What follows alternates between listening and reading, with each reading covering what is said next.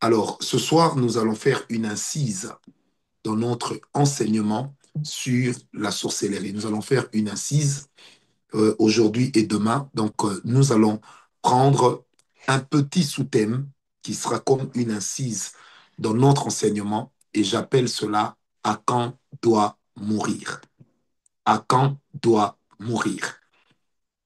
Akan doit mourir. Akan, c'est A-C-A-N, doit mourir. Alors, sans plus tarder, nous allons prier et ensuite nous allons prendre connaissance de la parole de Dieu. Prions. Seigneur Dieu Tout-Puissant, nous prions que ta parole puisse nous être accordée. Nous prions que ta parole puisse être avec nous. Nous prions que ta grâce éternelle puisse nous conduire dans les sentiers de l'éternité.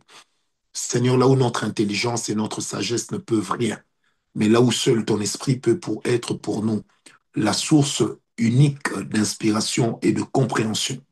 Comme il est écrit que toute parole est bonne pour instruire, éduquer et corriger. Seigneur, c'est grâce à toi que nous avons cette parole. Et puisque tu en es le garant, tu es le seul qui soit capable de nous en donner, de nous en fournir l'explication exacte, la compréhension qu'il faut afin que nous soyons capables de te servir comme il se doit. Père, sois béni, éternel, au nom de Jésus. Tous les saints disent avec moi, Amen. Amen, Amen. Alors, shalom, shalom. J'aimerais rappeler que nous parlons sur Akan doit mourir. Akan. Vous savez, pour moi, les Akans, c'est une sorte dangereuse de sorciers, des sorciers qui nous entourent. Oui, les Akans sont pour moi, à mon humble avis, une, un prototype de sorcier très, très dangereux dans nos vies. Prenez avec moi Josué 7, verset 1 à 26. Josué 7, verset 1 à 26. Alors, ça, c'est tout le texte, mais nous allons sauter pour ne pas perdre beaucoup de temps. Nous allons donc faire une lecture à la kangourou pour nous permettre de pouvoir avancer. Josué 7, verset 1 à 26. Je vais lire donc le verset 1, je vais lire le verset 3, 4, je vais lire verset 1, verset 3 jusqu'à 6. Ensuite, je vais lire également à partir du verset 9 jusqu'en bas. Amen. Josué 7, verset 1 à 26. Je lis premièrement le verset 1. Les enfants d'Israël commirent une infidélité au sujet des choses dévouées par interdit. Akan, fils de Carmi, fils de Zabdi, fils de Zérak de la tribu de Juda, prit des choses dévouées. Et la colère de l'Éternel s'enflamma contre les enfants d'Israël. La première chose que j'aimerais que vous puissiez retenir à ce niveau, c'est que Akan aussi est avec les fils d'Israël. Mais ils ont touché à ce qui est interdit.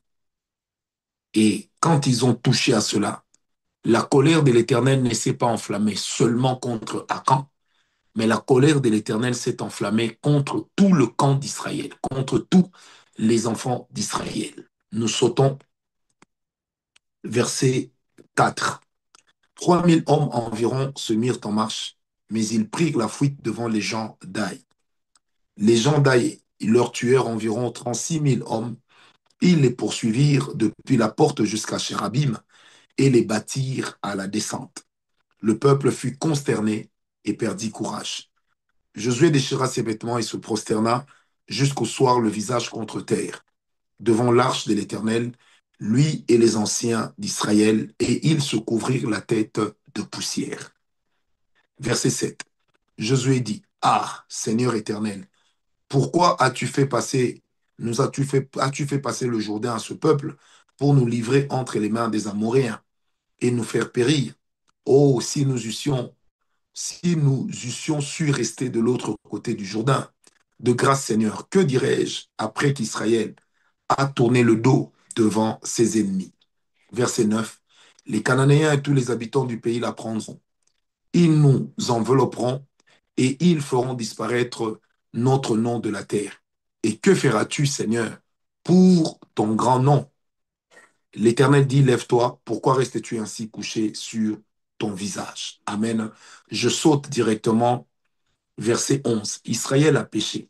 Ils ont transgressé mon alliance que je leur ai prescrite. Ils ont pris des choses dévouées par interdit et ils les ont dérobées. et ont dissimulé. Et ils les ont cachés parmi leurs bagages. Aussi, les enfants d'Israël ne peuvent-ils résister à leurs ennemis? Ils tourneront le dos devant leurs ennemis, car ils sont tous sous l'interdit. Je ne serai plus avec vous si vous ne détruisez pas l'interdit au milieu de vous. Est-ce que vous comprenez? À cause du péché d'une portion des personnes qui ont touché à ce qui était voué par interdit. Or, ce qui est voué par interdit devient automatiquement une abomination. À cause de tout Israël a commencé à perdre le combat. Alors, je saute directement, verset 18. Josué fit approcher la maison de Zabdi par homme et Akan. Akan, c'est A-C-A-N, hein, pas Aka. A-C-A-N. Akan, fils de Carmi, fils de Zabdi, fils de Zérak, de la tribu de Juda, fut désigné. Josué dit à Akan, mon fils, donne gloire à l'Éternel, le Dieu d'Israël, et rends-lui hommage. Dis-moi donc ce que tu as fait, ne me le cache point. Akan répondit à Josué, il dit, c'est vrai que j'ai péché contre l'Éternel, le Dieu d'Israël. Voici ce que j'ai fait. Il a détaillé tout ce qu'il avait fait. Alors, verset 25. Josué dit, pourquoi nous as-tu troublés? L'Éternel te troublera aujourd'hui. Et tout Israël le lapida. On les brûla au feu et on les lapida. Et l'on éleva sur Akan un grand monceau de pierre qui subsiste encore aujourd'hui. Et l'Éternel revint de l'ardeur de sa colère. C'est à cause de cet événement qu'on a donné jusqu'à ce jour, à ce lieu, le nom de la vallée d'Accord. J'aimerais circonscrire ce que nous allons enseigner ce soir. Remarquez que c'est une portion de personnes qui ont introduit l'interdit au milieu d'eux. Mais l'Éternel s'en prend à tout le monde. Bien, vous savez, il existe de ces personnes que le diable introduit dans nos vies. Ils ne sont pas nous, mais ils ont le potentiel et la capacité de nous influencer facilement vers le mal. Je ne sais pas pourquoi je le dis, mais je sens dans mon cœur que je dois répéter. Il est de ces personnes que le diable introduit dans nos vies. Ce sont des personnes qui viennent, peu importe la forme et l'apparence qu'elles prennent, mais ce sont des personnes, lorsqu'elles arrivent, que le diable utilise pour exercer une mauvaise influence sur nous. C'est ce que j'appelle les hackants. Deuxième chose, ce sont des personnes que le diable introduit dans notre sillage pour minimiser le péché et ses effets. Le genre de personnes, je répète, ils peuvent être des serviteurs de Dieu, mais ils entrent dans votre vie pour minimiser le péché avec ses retombées ou ses conséquences. Ce genre de personnes qui vont toujours vous prodiguer des conseils en minimisant le péché, en disant à la croix, Jésus a tout accompli, mais pourquoi tu t'en fais? Pourquoi tu culpabilises? C'est rien. Est-ce que tu es le premier à le faire? Des personnes qui minimisent le péché. Est-ce que tu es le seul à tomber dans l'impudicité? Mais regarde, d'ailleurs, tel pasteur, on l'a vu en plein débat sexuel, c'est sorti sur Internet. Regarde, est-ce que son église est tombée? Est-ce que les fidèles l'ont fui? Bref, ce sont des personnes qui vont minimiser le péché en toi. Mais si tu ne discernes pas, elles sont en train, en tant que personne, d'accomplir en réalité une œuvre de sorcellerie qui consiste à normaliser le péché ou à normaliser l'anomalie derrière le péché. Ça veut dire que l'anomalie devient automatiquement la norme du succès, la norme de la réussite, la norme pour atteindre les objectifs. Est-ce que quelqu'un me comprend? Vous savez, j'ai déjà moi aussi qui vous parle rencontré ce genre de personnes qui vont te dire, mais prophète, pourquoi tu n'es pas riche avec tes enseignements sur l'autel? Commençons à vendre. J'ai dit non, ce n'est pas pour ça que Dieu m'a donné cet enseignement. J'ai déjà rencontré des personnes qui vont me dire, mais prophète, tu sais que Dieu peut ne rien te dire, mais tu envoies aussi des gens qui se renseignent. Et quand tu viens, tu donnes des prophéties qui sont impressionnantes. Comme ça, au moins, les gens vont dire, waouh! J'ai dit oui, mais Dieu n'est pas dedans. Bien-aimé, tout ce qui vient ou tous ceux qui viennent avec la pensée, les discours, pour normaliser le péché, sont des panneaux indicateurs de la sorcellerie et de la disgrâce. Ce sont des panneaux indicateurs de la sorcellerie et de la disgrâce. En fait, ce sont des personnes qui travaillent pour vous faire tomber en disgrâce. Et il existe aujourd'hui dans les loges occultes des personnes qu'on envoie aujourd'hui dans le ministère, qu'on envoie dans les églises, avec pour but d'égarer les enfants de Dieu. Je parle en connaissance de cause, qui viennent dans le but de d'égarer les enfants de Dieu, qui viennent dans le but de normaliser le péché. Et pendant que je suis en train de parler, le Seigneur me dit clairement qu'il existe même des personnes qui viendront avec un véritable pouvoir financier pour aider les églises à être construites, pour aider les serviteurs de Dieu à avoir une vie sociale qui sera bonne, mais dont le but sera qu'après, il faudra normaliser le péché. Je me rappelle, il y a plusieurs années, j'ai prié pour un monsieur. Et ce monsieur avait beaucoup d'argent. Et à l'époque, j'habitais encore chez mes parents. Donc, j'étais encore un fauché. Et ce monsieur est venu me voir avec sa femme.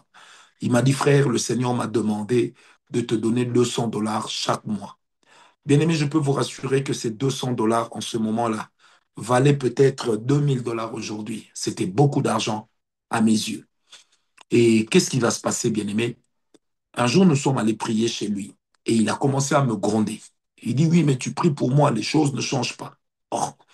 Et le Seigneur m'a parlé. Je lui ai dit, oui, mais papa, les choses ne changent pas, mais vous savez vous-même ce que vous faites à Dieu. Vous savez que vous entretenez une copine à l'extérieur, au bureau. Je lui ai donné le nom de la copine. Et sa femme le regarde pour dire, mais tu m'avais dit que c'était fini, donc tu continues toujours cette bêtise. Alors, le monsieur avait voulu m'humilier et humilier mon Dieu. Donc, je lui ai répondu. Et il m'a pris de côté, il m'a dit, monsieur, écoutez, moi, je vous appelle ici pour prier pour que je réussisse dans ce que j'ai fait. Pas pour contrôler ma vie ou pour me dire quels sont mes péchés. Ça ne vous regarde pas. Ce n'est pas vous que je prie, c'est Dieu. Il a parlé, il a parlé. J'ai dit, madame, monsieur, je suis d'accord. Et puis il ajoute, il dit, mais puis n'oublie pas hein, les 200 dollars que je te donne chaque mois. Hein, donc si tu viens ici devant ma femme, il faut seulement que tu dises des bonnes choses sur moi. J'ai dit non, papa, parce que c'est que vous avez comme comportement à l'extérieur. Le Seigneur me dit qu'il vous a déjà repris par rapport à ça. Deuxièmement, le Seigneur me dit que vous êtes en train de vouloir utiliser l'argent pour m'influencer. Eh bien, je suis heureux de vous apprendre que vous pouvez garder votre argent, j'en ai rien à cirer. Je suis sorti, je suis parti. Mais avant de partir, je lui ai dit, mais un jour, vous saurez que je prie le Dieu véritable. Et quelques années après, je me rappelle, je marchais et j'ai vu un véhicule, un très beau véhicule s'arrêter. Le monsieur est descendu sur la chaussée asphaltée. Il s'est agenouillé, il m'a demandé pardon. Il m'a dit depuis, rien ne va dans sa vie, rien n'avance et tout ça. J'ai dit, écoutez, monsieur, je préfère servir Dieu honnêtement en étant pauvre que servir soi-disant Dieu avec une richesse mal acquise. Je connais un peu de la Bible et je sais que un bien mal acquis ne profite jamais. Il m'a dit, oui, mais tu vois, toi, tu es quand même d'un certain acabit, il faut qu'on te mette dans des conditions financières extraordinaires. J'ai dit, écoutez, quand Dieu m'a sauvé, il ne m'avait pas demandé de l'argent.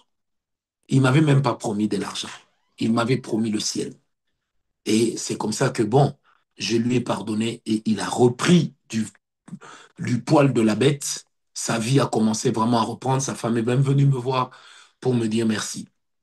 Et quelques années après, quand je le revois, je dis, Madame est où avec les enfants? Il m'a dit, non, je les ai installés dans tel pays, en Angleterre. J'ai dit, mais le Seigneur me dit encore que tu les as installés là-bas pour continuer à faire l'aventuré ici.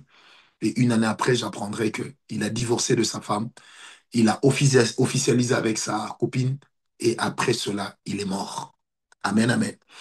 Donc, vous voyez, il est de ces choses par lesquelles, des fois, les sorciers, dans les milieux des enfants de Dieu, vont venir vous appâter en cherchant à vous montrer leur prospérité, tirer de la vie du péché, leur prospérité, tirer de la compromission. En fait, ils vont normaliser le mal.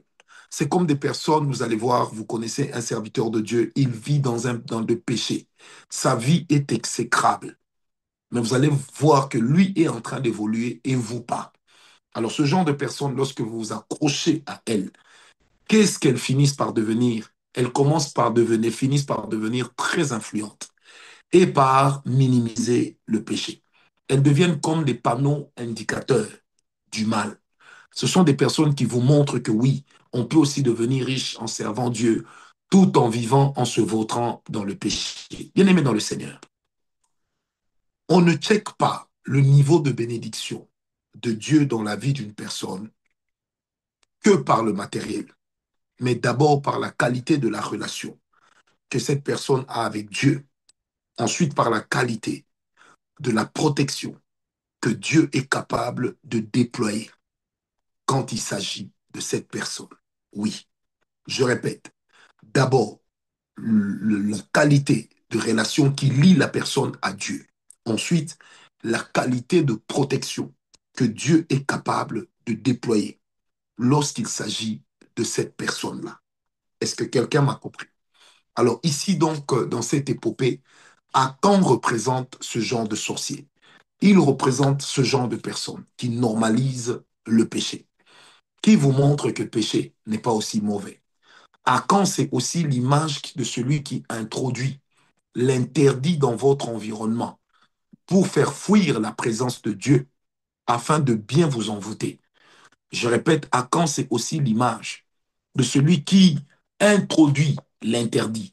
Ça veut dire de celui qui normalise les choses que Dieu n'aime pas et qui ensuite fait quoi?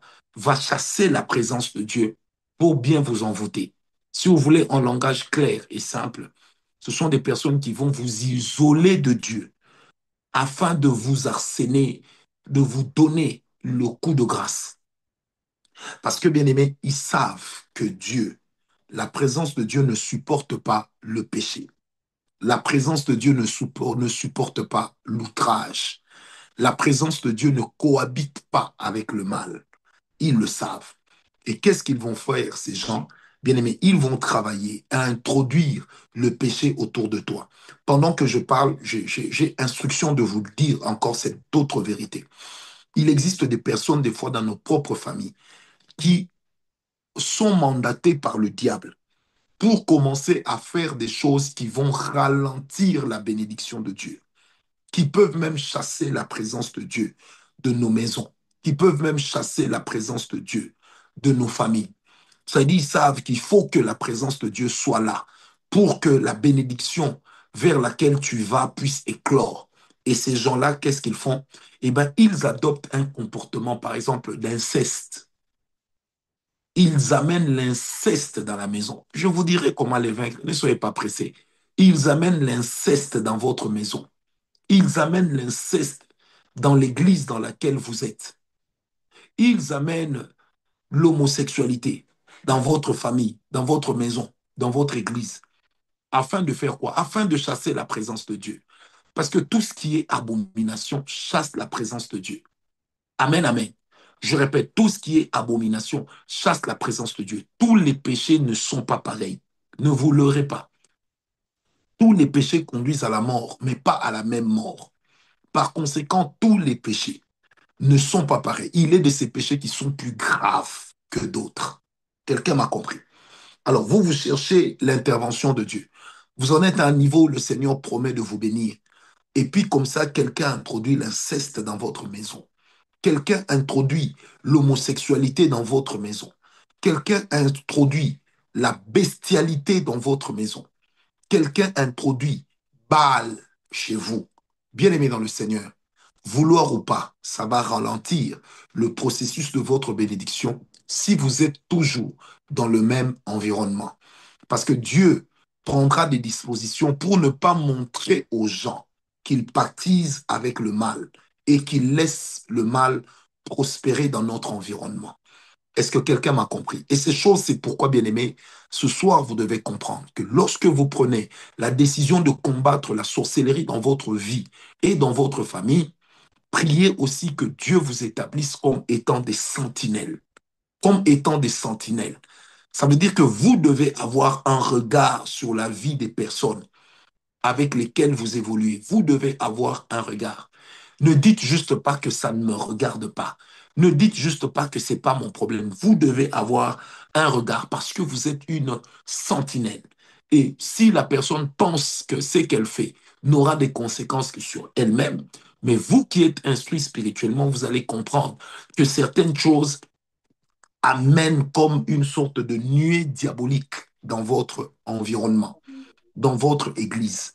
Je suis dirigeant d'église. Je sais de quoi je parle. Vous savez, des fois, quand le diable veut ralentir la croissance de l'église, la chose qu'il va faire, c'est des fois de mettre à côté de vous des gens qui vont se livrer à des actes d'abomination. C'est de vous mettre en contact avec des personnes qui passeront sur votre chair, sur votre estrade, mais qui viendront pour amener l'interdit, qui amèneront l'interdit. C'est pourquoi, bien aimé, je ne sais pas pourquoi j'en parle encore une fois.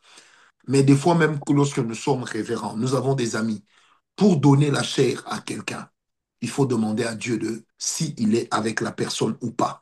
Sinon, des fois, laissez même au protocole de prêcher, plutôt que de donner la parole à une personne qui amènera l'interdit, qui amènera des ténèbres épaisses, des ténèbres pesantes, et qui deviendront par la suite la chose qui va chasser la présence de Dieu, de l'Église, la chose qui peut chasser la présence de Dieu de votre maison. Je prie ce soir avec le Saint-Esprit que l'Éternel puisse nous délivrer de ce genre de personnes au nom de Jésus-Christ. Que l'Éternel puisse nous délivrer de ce genre de personnes. Parce que n'oubliez pas que le jugement de Dieu tombe aussi sur les terres. C'est quand vous êtes dans un environnement où tout le monde n'évolue pas, même votre propre évolution sera ralentie, même votre propre évolution sera engloutie par le fait que vous êtes dans un milieu où les gens n'évoluent pas. C'est comme quand vous êtes riche, le seul riche au milieu des pauvres. En fait, vous êtes aussi pauvre. Pourquoi? Parce que lorsqu'il faudra partager ce que vous avez, vous aurez du mal à pouvoir donner à tout le monde. Et la conséquence logique de cela, c'est quoi? C'est que vous ne serez pas capable d'aider tout le monde et vous verrez que votre richesse n'est pas beaucoup pour tous. Est-ce que quelqu'un m'a compris? Donc, ce genre de personnes, bien aimées, il faut apprendre à prier contre elles parce que ce sont des gens qui ramènent le mal chez vous. Une autre chose que représente Akan. Akan représente aussi l'image de celui qui vous pousse à pécher. Il n'a pas su vous bloquer. Alors, il vous pousse à pécher vous-même. C'est l'image de Balak. Akan, c'est l'image de Balak, de celui qui vous pousse à pécher. Il est à la fois l'image de Balak et l'image de Balaam. Souvenez-vous, quel était le conseil de Balaam à Balak avant de partir? C'était que, après avoir tenté de maudire Israël, il n'a pas su. Qu'est-ce qu'il a fait? Il a dit à Balak que si tu parviens à faire pécher ce peuple contre la loi de son Dieu, alors tu prendras le dessus sur lui. Parce que tu ne peux vaincre ce peuple que si l'Éternel, son Dieu, le désavoue. Et lorsque Israël va tomber avec les filles de la tribu du royaume de Balak, Balak va prendre le dessus sur eux dans le combat, jusqu'à ce qu'il y ait eu repentance. Est-ce que vous me comprenez? Donc c'est à ce niveau-là, bien-aimé dans le Seigneur, que les Balak et les Balaam, qui sont comme Akan, travaillent. C'est de vous pousser vers le mal. Vous avez de ces personnes autour de vous. Vous êtes concentrés dans la prière. Vous êtes concentrés dans des objectifs. Mais elles viennent vous énerver. Elles viennent faire montre d'un comportement qui vous sort de la présence de Dieu. Bien-aimé, attention à ce genre de personnes. Des fois, ce sont des guet-apens spirituels. Des fois, ce sont des personnes qui deviennent des tentations humaines parce que le diable est en train de passer derrière eux pour pouvoir vous atteindre. C'est qui Akan? Akan, c'est également l'image des sorciers qui élèvent des autels sataniques contre vous pour vous empêcher d'avancer et pour entretenir le mal autour de vous. Je répète, les Akans, c'est l'image aussi des sorciers qui élèvent des autels, qui travaillent en accord avec le diable pour vous empêcher d'avancer, pour vous empêcher d'aller loin et pour entretenir une situation, un climat délétère autour de vous, un climat de tyrannie, un climat dans lequel vous serez toujours en train de végéter, un climat dans lequel vous serez incapable d'aller de l'avant. C'est là que les Akans viennent également agir. C'est là que les Akans viennent nuire à la vie des enfants de Dieu. Ils travaillent. Bien aimés dans le Seigneur, vous savez, certaines personnes, pour vous empêcher d'avancer, pour vous empêcher d'aller loin, vont faire des sacrifices contre vous. Bien aimés, certaines personnes vont même sortir avec des femmes juste pour trouver et avoir des enfants à sacrifier, juste pour que le sang de ces enfants-là puisse constituer la chose qui vous empêchera d'avancer, pour que ce soit comme un cheval de Troie. Et si vous tombez dans le piège de les laisser tranquilles, bien aimés dans le Seigneur, alors on prendra votre maison, on prendra votre quiétude, on prendra votre paix, on prendra votre confiance, on prendra ce que vous êtes. Bien aimés dans le Seigneur, certaines personnes qui travaillent dans la sorcellerie, comme des gens qui élèvent des autels contre vous, ça veut dire des personnes qui travaillent avec le monde des ténèbres consciemment pour vous empêcher d'avancer. Bien aimé, vous avez le droit de dire avec moi ce soir, Akan doit mourir. Parce que tant qu'elles seront là, elles vont alimenter leurs hôtels. Bien aimé, vous savez, il est de ces combats pour lesquels il faudrait dépenser beaucoup d'énergie directement et ensuite connaître une longue paix. Je répète, il faudrait dépenser beaucoup d'énergie directement, mais pour qu'ensuite vous puissiez connaître une grande paix. Est-ce que vous comprenez? Bien aimé, quand Akan est en train de travailler ta fille, ton enfant dans la sorcellerie, pour que ton enfant devienne celui qui va empêcher, à ce que ta femme tombe enceinte, à ce que ton mari obtienne sa promotion. Bien aimé, ce Akan qui se cache derrière l'enfant, dis avec moi, Akan doit mourir. Amen. Quand tu apprends que si tes filles qui grandissent ne se marient pas, c'est parce que leur grand-père est en train de travailler contre, est en train de brûler de l'encens, est en train de faire des sacrifices pour qu'ils n'avancent pas. Si tu apprends que derrière la menace de divorce qu'il y a avec ta femme, se cache quelqu'un de ta famille qui est en train de travailler pour que toi, tu ne connaisses pas la stabilité dans le mariage, dis avec moi, Akan doit mourir. Amen. Bien-aimé, si tu apprends que tout ce que tu fais marche au ralenti, parce qu'il est de ces personnes qui travaillent à t'envoûter, qui travaillent à envoûter des personnes qui doivent travailler pour ta bénédiction. Si tu apprends que tu n'as toujours pas de bons papiers là où tu es, parce qu'il est de ces personnes dans ta propre famille qui travaillent pour envoûter ces gens-là de l'immigration, qui doivent te répondre. Bien-aimé, dis avec moi, à quand doit mourir? Bien-aimé dans le Seigneur. Vous savez, aujourd'hui, j'étais en train de parler avec une dame qui me parlait d'un monsieur que je connais, qui est parti en Europe, je crois, en 86. Imaginez-vous que le monsieur est parti en Europe en 86. Nous sommes en 2025. Le monsieur n'a pas de papier. Parti en Europe en 86. Nous sommes aujourd'hui en 2025, 39 ans. Le monsieur n'a toujours pas de papier. Vous imaginez. Et quand vous suivez la vie du monsieur, c'est toujours ivrognerie, ivrognerie, bagarre, ivrognerie, bagarre. En fait, tout le comportement d'un envoûté. Bientôt 40 ans de résidence en France, sans document. Et quand vous suivez derrière, il y a des gens qui ont travaillé pour ça. Il y a des gens qui continuent à travailler pour ça. Si je vous pose la question, quel doit être le sort de ces personnes? À quand doit mourir?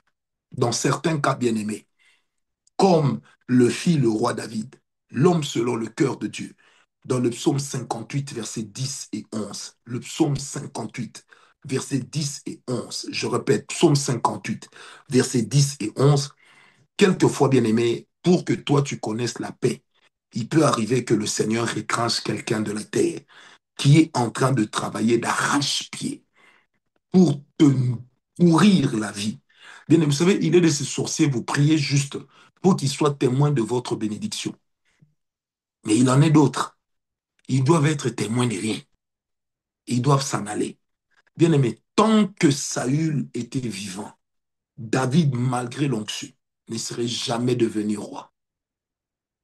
Tant que Akan et ses acolytes étaient vivants, Israël n'allait jamais remporter la guerre contre le royaume de Haï.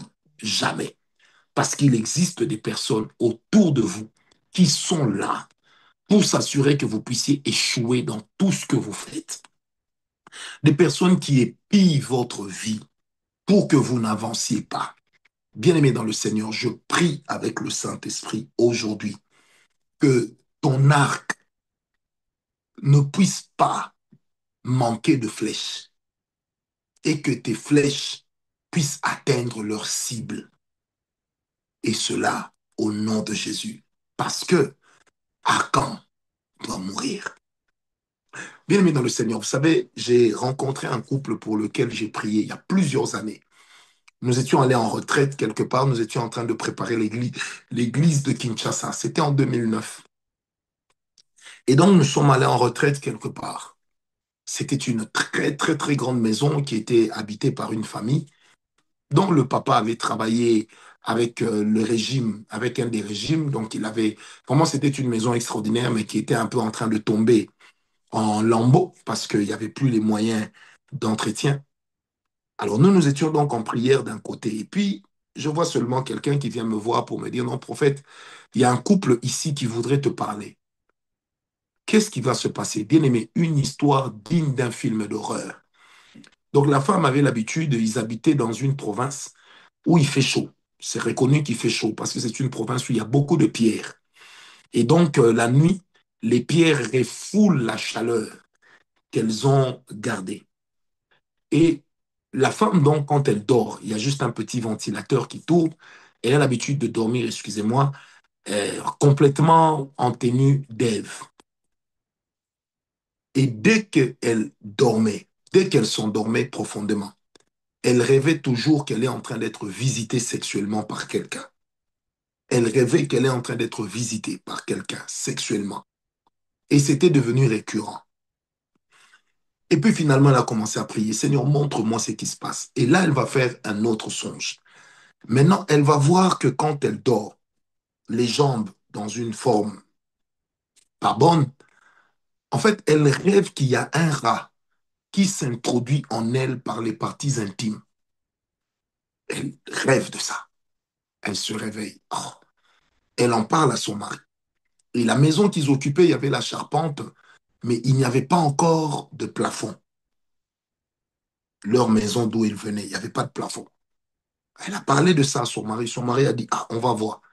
Le lendemain, la femme, avant de dormir, elle regarde.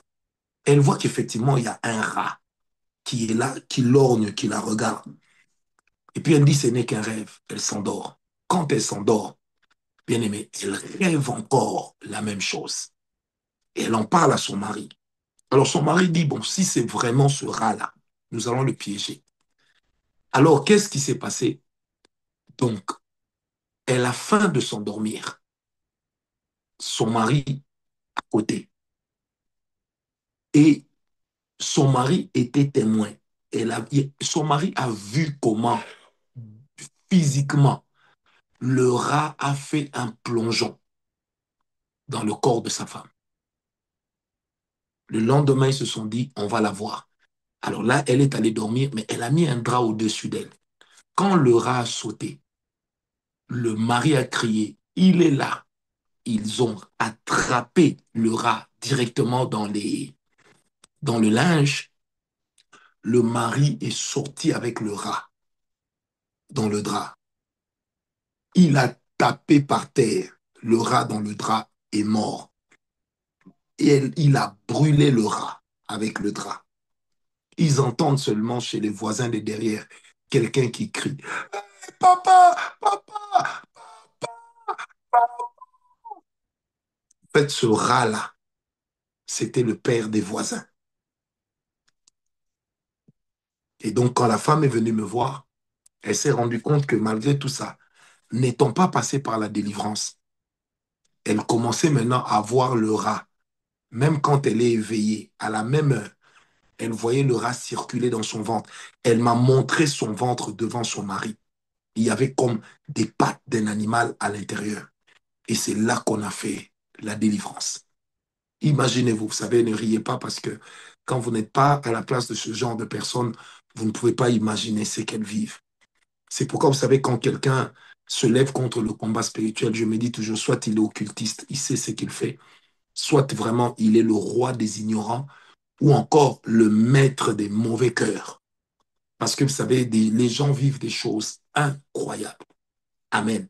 Alors, bien aimé, devant ce genre de sorcellerie, pour vous, vous pensez que c'est quoi la chose pour laquelle il faut prier? Il faut que votre prière aille dans quelle direction? Quelqu'un va me poser la question, mais prophète, est-ce que vraiment on peut prier pour que nos ennemis meurent? Mais dans la Bible, on prie, non? Un ennemi qui cherche ta mort, il doit vivre 2 Thessaloniciens 1,6. Amen, amen. On a vu Dieu dans la Bible à plusieurs reprises dire que j'en veux à ces gens qui donnent du repos à leur épée. J'en veux à ces personnes qui retiennent l'épée du carnage. Bien aimé, en réalité, nous ne tuons personne. Nous prions simplement. Mais c'est l'Éternel qui exauce. Ne nous leurrons pas, bien aimé. Vous savez, des fois, vous ne vous êtes jamais trouvé dans certaines situations. C'est comme ça que vous ne savez pas encore faire certaines prières.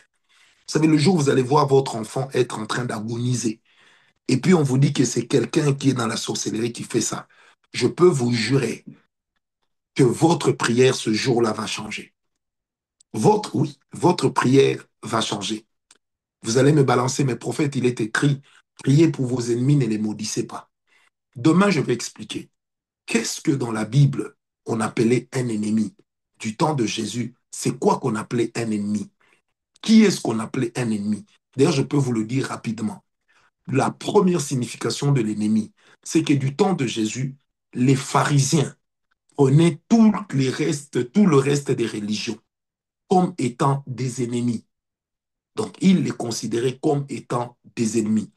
Et c'était à l'époque où il y avait également beaucoup de gnostiques. Et pour les pharisiens, c'était des ennemis, ça veut dire des personnes à abattre. Deuxième chose, toujours pour les pharisiens, les ennemis, c'était les barbares qui n'avaient pas la culture ni le sang juif pur. Eux les considéraient comme des barbares. Ça veut dire comme des personnes de basse classe qui étaient aussi considérées comme des ennemis. Troisième chose, c'est qu'en Israël, bien-aimé dans le Seigneur, du temps de Jésus, les pharisiens, les zélotes et les sadducéens considéraient les Romains et ceux qui étaient proches de l'Empire romain comme étant des ennemis. Donc c'est comme ça que quant à ces ennemis-là, Jésus leur dit, aimez vos ennemis, priez pour vos ennemis. Amen, amen. Mais dans cette ligne-là, Judas ne fait pas partie. Parce que c'était un vrai ennemi qui a tué, qui a fait tuer notre maître, le Seigneur Jésus. Amen, amen. Est-ce que quelqu'un me comprend? Hérode a fait tuer Jésus, Pierre a fait tuer Jésus. Ils ne sont pas devenus des frères en Christ. Est-ce que quelqu'un me comprend? Donc, bien aimé, quelqu'un qui cherche ta mort est un ennemi. Quelqu'un qui cherche la mort de tes enfants est un ennemi. Quelqu'un qui cherche à compromettre la génération de tes enfants, c'est un ennemi. Regarde comment tu es en train de souffrir pour que tes filles se marient, pour que tes garçons puissent avoir la stabilité. Et du jour au lendemain, tu apprends que c'est quelqu'un bien aimé dans le Seigneur. Applique 2 Thessaloniciens 1, verset 6, qui dit simplement qu'il est de la justice de Dieu d'affliger tous nos ennemis. 2 Thessaloniciens 3, verset 16, dit ceci. 2 Thessaloniciens 3, verset 16. Nous sommes dans le Nouveau Testament. Hein? Ça dit ceci, ce verset. Ça dit simplement que l'Éternel lui-même, le Dieu de paix, t'accorde la paix en tout temps et de toute manière. Ça veut dire quoi de toute manière? Toute manière veut dire n'importe quelle voie, mais que Dieu te donne la paix. Et moi, j'aimerais te dire, bien-aimé dans le Seigneur, des fois, ta paix passe par la mort de certains ennemis spirituels. Ta paix peut passer par le fait que l'Éternel retranche certaines personnes autour de toi. La pitié n'est pas une arme spirituelle. Je répète, la pitié n'est pas une arme spirituelle. Je le dis encore une chose, je le répète encore, la pitié n'est pas une arme spirituelle. La compassion n'est pas une arme spirituelle. Devant nos ennemis spirituels, faites des prières des guerriers, faites des prières puissantes, faites des prières des hommes forts. Seigneur, je ne vais pas lever ma main contre mon ennemi, mais je viens l'accuser chez toi, que tu le juges avec sévérité. Bien-aimé, nous allons voir cela Si Dieu nous prête vie demain ou lundi, commence Moïse, le grand Moïse, à prier. Il dit, Seigneur, n'écoute même pas l'offrande des fils de Corée. N'exauce même pas leur prière. Mais écoutez, c'est Moïse qui parle comme ça à Dieu. Est-ce que Dieu a-t-il changé? Le Dieu de l'Ancien Testament n'est-il pas le même Dieu? C'est le même Dieu. Bien aimé, je répète, c'est le même Dieu. Moi, je prie aujourd'hui que tous ceux qui sont en train de travailler pour provoquer une mort précoce chez toi, d'ailleurs, je vais en parler tous ces jours-ci à Ottawa en présentiel, que tous ceux qui sont en train de travailler pour ruiner la vie de tes enfants, pour garder Brian sur cette chaise, que tout cela soit jugé avec sévérité devant le Seigneur au nom de Jésus. Que tous ceux qui ont amené l'opprobre dans l'Église soient jugés avec sévérité au nom de Jésus. Que tous ceux qui sont à la base de notre retard, qu'ils soient jugés avec sévérité au nom de Jésus. Que tous ceux qui sont en train de travailler depuis le royaume du diable, qui vont consulter des diseurs de bonne aventure, qui vont consulter des devins, qui vont consulter des gens qui sont dans la nécromancie, dans la cartomancie, juste pour t'empêcher à toi d'évoluer, juste pour t'empêcher à toi d'avoir des enfants, juste pour t'empêcher à toi de vieillir avec ta femme, avec ton mari, de vieillir bien. Bien aimé, vous savez ce qu'il reste à faire. Akan doit mourir. Tant que Akan est en vie, vous ne connaîtrez pas la paix.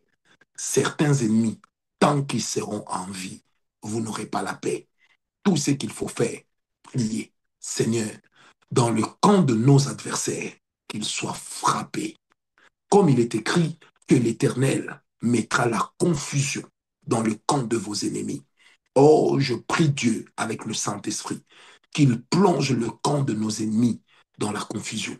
Bien aimé, lorsque la Bible dit que Jésus-Christ est notre avocat, un avocat porte aussi plainte en lieu et place de son client parce qu'il le représente valablement. Donc moi, je prie ce soir, puisque Jésus-Christ est notre avocat, qu'il juge avec sévérité nos ennemis, qu'il juge avec sévérité ceux qui ont décidé que toi, tu dois mourir du cancer, ceux qui ont décidé que toi, tu dois mourir célibataire, ceux qui ont décidé que toi, tu dois mourir sans enfant, ceux qui ont décidé que toi, tu dois mourir dans la pauvreté, qu'ils rencontrent Dieu sur leur chemin, qu'ils rencontrent le juste juge. Oh, Reba Sheka Mayaba. J'ai dit qu'ils rencontrent le juste juge et qu'à cause de toi, l'Éternel châtie tes adversaires, que l'Éternel châtie tes ennemis. Telle est ma prière ce soir, au nom de Jésus. Je répète, telle est ma prière.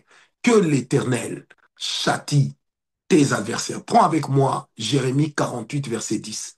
Rabashanta, Rabasanta. Que si tu sens que ça monte, toi, tu peux déjà commencer la prière. Jérémie 48, verset 10, la partie B va nous intéresser le plus. Mais je lis. Maudit soit celui qui fait avec négligence l'œuvre de l'Éternel. Écoutez, maudit soit celui qui éloigne son épée du carnage. Maudit soit, excusez-moi, celui qui éloigne son épée du carnage. Maudit soit celui qui éloigne son épée du carnage. Au nom de Jésus-Christ. Je lis encore un autre passage que l'Éternel est en train de déposer dans mon cœur. Bien-aimé, toi, tu mérites la paix. Et ta paix a coûté cher à Dieu. Parce que Jésus-Christ, dans Ésaïe 53, verset 5, la Bible dit, le châtiment qui nous donne la paix est tombé sur lui. Donc Dieu a donné le sang de son Fils pour que toi, tu ne connaisses pas le châtiment. Bien-aimé, Ananias et Saphira ne sont pas morts dans l'Ancien Testament. Ils sont morts dans le Nouveau Testament.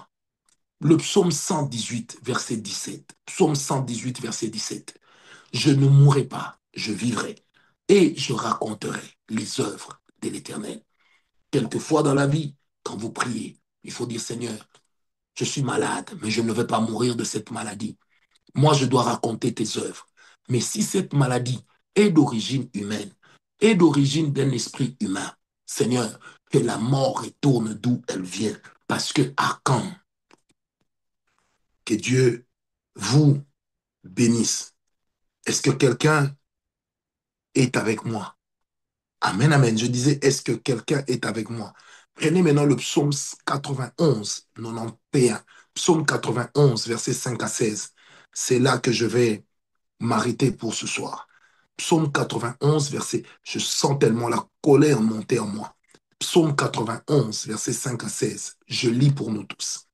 Tu ne craindras ni les terreurs de la nuit, ni la flèche qui vole le jour, ni la peste qui marche dans les ténèbres, ni la contagion qui frappe en plein midi.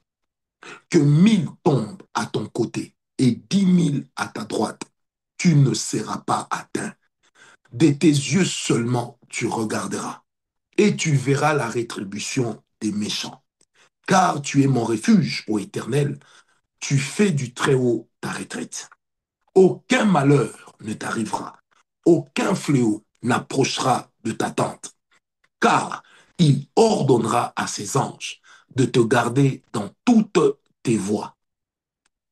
Ils te porteront sur les mains, de peur que ton pied ne heurte contre une pierre. Tu marcheras sur le lion et sur l'aspic. Tu fouleras le lionceau et le dragon. Puisqu'il m'aime, je le délivrerai, je le protégerai, puisqu'il connaît mon nom. Ça, c'est l'Éternel qui parle. Il m'invoquera et je lui répondrai. Je serai avec lui dans la détresse. Je le délivrerai et je le glorifierai. Je le rassasierai de longs jours et je lui ferai voir mon salut. Amen, amen. Que Dieu vous bénisse, bien-aimés dans le Seigneur. Vous allez voir au Rabashanta. J'aimerais que nous puissions prier maintenant. Tu vas faire des déclarations par rapport à ce que tu m'as entendu prêcher. Tu vas faire des déclarations. Tu vas parler à Dieu. Tu vas réclamer au Seigneur sa paix. Tu vas réclamer au Seigneur ta liberté. Prie, prie avec moi au nom de Jésus. Je disais, prie avec moi au nom de Jésus. Prie, prie encore au nom de Jésus. Oh, Shamaya Karaba, Shente Belebelebe Santa. Robo Shandeleba, Yeke Mama Mama. Prie, prie avec moi. Shonto Robo Sintaya. Rekentabo Robo Simone Reba Shante. Au nom de Jésus-Christ, Seigneur, nous sommes en train de te prier. Bien-aimé, commence à prier. Va dans tous les sens, dans toutes les directions. Tu sais toi-même ce que le diable est en train de faire autour de toi. Tu sais quand même ce que le diable est en train de perpétrer comme problème autour de toi. Prie, prie avec moi au nom de Jésus-Christ. Nous sommes dans la semaine de l'agneau. Et cette semaine, tout ce qui est mort doit ressusciter. J'ai dit cette semaine, tout ce qui est mort doit ressusciter. Le diable doit être en perte de vitesse dans ta vie au nom de Jésus. Continue à prier. Chez Amo, Rabo Sentere. Oh Dieu, Seigneur Dieu Tout-Puissant, je te prie, Éternel, ce matin, ce soir, cette nuit, avec le Saint-Esprit, oh Dieu. Père, je prie, Éternel Dieu, avec le Saint-Esprit ce soir, au nom de Jésus. Éternel Dieu de gloire, que nos ennemis soient dans la perdition totale, que ceux qui ont déclaré notre mort, Éternel, que ceux qui ont dit que nous allions mourir, Père de gloire, Dieu Tout-Puissant, nous ne mourrons pas, mais eux-mêmes, ils pourront mourir, mais pas nous. Au nom de Jésus-Christ, j'ai dit, eux-mêmes, ils mourront à notre place. Que ceux qui sont en train de travailler pour amener le mal autour de nous, Seigneur Dieu Tout-Puissant, qu'ils soient jugés avec sévérité. Au nom de Jésus, que ceux qui sont en train de travailler pour élever le Léviathan, le dragon, afin d'amener la mort chez nous, Seigneur Dieu Tout-Puissant, nous ne serons pas atteints, mais eux, ils le seront. Parce que, Éternel notre Dieu, tu as dit que nous avions du prix à tes yeux. Père de gloire, Dieu Tout-Puissant, puisque nous avons du prix à tes yeux, tu ne permettras donc pas que ton juste voie le jour du malheur. Tu ne permettras donc pas que ton juste voit le jour du malheur. C'est pourquoi, Éternel Dieu de gloire, si nos maisons se sont transformées en des points de bataille, si les maisons d'autres personnes sont transformées en des maisons hantées, Père de gloire du Tout-Puissant, nous déclarons que tous les hommes qui sont derrière les démons, qui ont pris d'assaut certaines personnes, que tous les hommes qui sont derrière les démons, derrière des esprits impurs, qui ont pris d'assaut certaines familles avec lesquelles nous prions maintenant, Père de gloire, que tout ce qu'ils sont en train de tenter d'inoculer comme poison spirituel dans nos vies, Seigneur, que cela leur soit retourné dans une mesure pressée et qui déborde, au nom de Jésus-Christ. Seigneur Dieu Tout-Puissant, il est écrit dans ta parole, tu ne laisseras pas vivre la sorcière. Et c'est bien notre intention de ce soir. Achan doit mourir. La sorcière ne vivra plus. Au nom de Jésus, le magicien ne vivra plus. Au nom de Jésus, Seigneur, tu te lèveras contre lui. Tu écraseras la tête de nos ennemis. Tu réduiras au silence ceux qui prient contre nous. Tu réduiras au silence ceux qui travaillent contre nous. Au nom de Jésus, éternel Dieu de gloire, Dieu Tout-Puissant, nous écrasons, Père de gloire, ce qui est de l'ennemi. Au nom de Jésus, nous maudissons. La bouche qui nous maudit, elle-même est maudite. J'ai dit la bouche qui nous maudit, elle-même est maudite. Le cœur qui nous maudit, lui-même est maudit. Parce que nous ne sommes pas les enfants de la malédiction. Nous ne sommes pas nés pour que les ténèbres puisse régner ad vitam aeternam autour de nous. Seigneur, au nom de Jésus. Père de gloire, je pense à ce frère qui m'avait écrit pour dire que hier, il n'a même pas su suivre les enseignements à cause des maladies bizarres qui n'ont pas de nom, qu'on est en train de découvrir dans son corps. Seigneur, je te prie donc ce soir avec le Saint-Esprit que cette maladie d'origine obscure retourne d'où elle vient au nom de Jésus, que ça retourne à celui qui l'a sorti du séjour des morts, au nom de Jésus, que ça retourne à celui qui l'a tiré de la tombe et d'outre-tombe, au nom de Jésus, éternel Dieu de gloire, Dieu Tout-Puissant. Nous refusons que nos maisons, nous refusons que nos corps deviennent, éternel Dieu de gloire, des accidentés, que nos corps deviennent des témoins du malheur. Non, Seigneur Dieu Tout-Puissant, nous serons témoins du bonheur parce que nous vivrons le bonheur, éternel Dieu. N'est-il pas écrit que le châtiment qui nous donne la paix est donc tombé sur toi? Et si le châtiment qui nous donne la paix est tombé sur toi, ça veut dire simplement que tu ne permettras pas que ton juste puisse voir le jour du malheur. Parce que toi-même, tu nous as dit de ne pas avoir peur des flèches qui volent la nuit. Ensuite, toi-même, tu nous as dit, Seigneur, que 1000 tomberont d'un côté, donc au gauche, 10 000 à droite. Mais moi, Francis Ngawala, je ne serai pas atteint. Père de gloire du Tout-Puissant, nous éteignons des traits enflammés de l'ennemi. Que toute personne qui prie avec nous aujourd'hui et qui fait face à des attaques sataniques, à des attaques du royaume des ténèbres, Père de gloire, qu'il en soit délivré au nom de Jésus. J'ai dit, Père de gloire, qu'il en soit délivré, que nous en soyons tous délivrés au nom de Jésus. Éternel Dieu Tout-Puissant, Père de gloire, point de pitié pour ceux qui propagent la mort, point de pitié pour ceux qui propagent des réputations de mort, point de pitié pour ceux qui propagent le poison, point de pitié pour ceux qui versent le sang innocent, point de pitié pour ceux qui écrasent les autres, éternel Dieu. Oh, je prie que tu te lèves, éternel, que ta miséricorde soit pour nous le témoignage de ta bonté. Pour nous, Seigneur, que ta miséricorde soit le témoignage de ta bonté. Mais, éternel Dieu de gloire, tu as dit que tu ne laisserais pas ton juste voir son pied se heurter contre une pierre.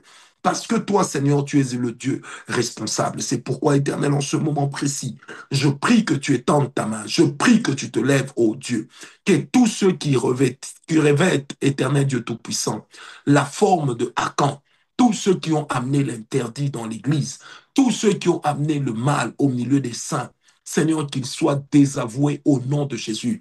Et moi, en tant que leader spirituel, je retire ma couverture spirituelle de toute personne qui travaille contre l'Église, corps de Christ, de toute personne qui travaille contre l'Église locale, au nom de Jésus-Christ. Au nom de Jésus-Christ, éternel Dieu de gloire, lève-toi, Seigneur Jésus. Juge nos ennemis, Seigneur. Père de gloire, si ces ennemis se cachent dans nos familles, qu'ils soient jugés avec sévérité. Si ces ennemis se tiennent à côté de nous, qu'ils soient jugés avec sévérité, ô Dieu. Tu feras grâce à qui tu voudras. Mais nous, Seigneur Dieu, en tant que tes enfants, nous sommes en train de te dire, enough is enough, ô Dieu. Enough is enough, Seigneur. Je pense à toutes mes filles, à tous mes fils spirituels éternels qui m'écrivent pour dire, voilà, je devais d'abord aider quelqu'un à monter son entreprise avant d'obtenir ce marché. J'ai fait le marché, on ne m'a pas payé, on me fait marcher. Seigneur Dieu Tout-Puissant, c'est fini ce genre de choses, oh Dieu. N'est-il pas écrit dans ta parole que le Dieu de paix lui-même te donnera la paix en tout temps et en toutes circonstances? Ah, Seigneur, impose ta paix dans nos vies, impose ta paix autour de nous, impose ta paix dans nos vies, Yahweh, impose ta paix autour de nous. Seigneur, ne permets pas que le diable domine, ne permets pas que le diable règne, ne permets pas, Seigneur Dieu, que l'esprit de mort puisse entrer chez nous, qu'il survole, mais qu'il n'entre pas. Parce que nous sommes revêtus, nous sommes couverts du sang de l'agneau de Dieu, nous sommes couverts du sang de Jésus-Christ. Éternel Dieu, l'esprit de mort passera, il n'entrera pas. L'ange de la mort passera outre, il n'entrera pas chez nous. Telle est ma prière, Seigneur, avec le Saint-Esprit. Au nom de Jésus, ne permets pas, Seigneur Dieu, que nos ennemis se réjouissent de notre fin tragique. Ne permets pas que nos ennemis se réjouissent, éternel mon Dieu, des maladies bizarres qui peuvent nous accabler. Ne permets pas, Seigneur Dieu, aujourd'hui, cette nuit, ensemble avec tous mes frères et sœurs qui sont connectés, ne permets pas que le diable se réjouisse, éternel, d'un régime de pauvreté qu'il aurait réussi à nous imposer. Seigneur, ne l'accepte pas. Seigneur, ne le tolère pas. Seigneur, ne le permet pas. Au nom de Jésus. Seigneur, ne le permet pas. Seigneur, ne l'accepte pas. Oh Dieu, traite-les comme Akan a été traité au milieu d'Israël. Traite-les comme Akan a été traité au milieu d'Israël. Père, je te prie avec le Saint-Esprit qu'ils soient traités comme Goliath, qu'ils soient traités comme les descendants de Goliath, au nom de Jésus, qu'ils soient traités comme Balaam et comme ceux de la maison de Balaam, au nom de Jésus. Éternel Dieu, nous croyons en ta paix, nous croyons en ta grâce, nous croyons en ta victoire, nous croyons en ta puissance, nous croyons en ta capacité d'intervenir, en ta capacité d'étendre la main, en ta capacité d'être à l'œuvre, en ta capacité de faire couler ta puissance, en ta capacité de démontrer ta gloire. Père, nous y croyons avec le Saint-Esprit, Seigneur, au nom de Jésus-Christ, que nous sommes en train de continuer à te prier cette nuit, au nom de Jésus, Seigneur, que tu te lèves, éternel Dieu. Nous disons maintenant que ici, dans ce groupe avec lequel nous prions, personne ne va enterrer son enfant au nom de Jésus, parce que les parents n'enterrent pas les enfants. Nous interdisons que nous puissions enterrer nos enfants. Nous refusons que nous puissions enterrer nos enfants. Que nos enfants vivent longtemps. Que nos enfants vivent heureux. Que nos enfants connaissent la paix. Que nos enfants connaissent la grâce de Dieu. Que nos enfants vivent le bonheur. Que nos enfants soient des enfants qu'on ne comptera pas au rang de tous les autres enfants. Parce que nos enfants, ils ont des parents qui servent Jésus, qui connaissent Jésus, qui sont sérieux avec Jésus. La mort ne nous surprendra pas. Paix et grâce dans vos vies, bien-aimés dans le Seigneur. Paix et grâce à vous tous qui avez prié avec nous ce soir. Demain, nous allons continuer avec les Akans. Demain, les Akans. Et nous verrons comment les traiter encore. Soyez bénis, bien-aimés dans le Seigneur. Paix et grâce chez vous. Au nom de Jésus.